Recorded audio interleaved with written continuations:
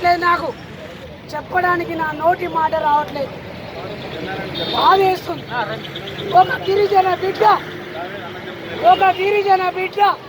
ఒక బహుజన బిడ్డ ఆ పసిపాపని ఏ విధంగా వానికి చేతులు వచ్చినాయో బాధేస్తుంది.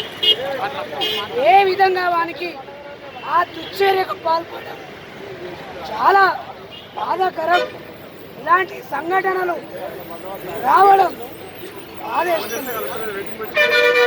ఈ సమాజంలో మనుషులని పీక తినడం, రక్కస చేయడం చాలా బాధాకరం.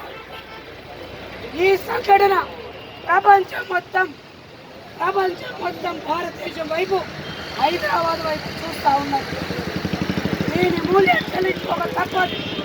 కేంద్ర రాష్ట్ర ప్రభుత్వాల మొండి వైఖరి మూలంగా ఈరోజు పోలీసులు కూడా వాళ్ళ చట్టాలను కూడా తుంగలో తొక్కి ఒక మానవ మృగం పట్ట పగలు నడి రోడ్డు మీద హైదరాబాద్ నడి బొట్టున చెరకు పాల్పడడం చాలా చాలా అవమానకరం.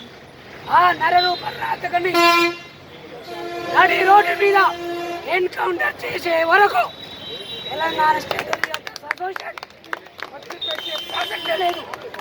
సోదరులారా, ఒక అమ్మ, ఒక తల్లి, ఒక చెల్లి, ఒక బిడ్డ, ఒక అక్క, ఒక మహిళ, మనలో సగమైనటువంటి ఆ పసిపాపని ఘోరాతిఘోరంగా హింసించి చంపి వాళ్ళింట్లోనే పాతి పెట్టడం, ఈ యొక్క సంఘటన చెప్పుకోవడానికి బాధాకరమవుతుంది.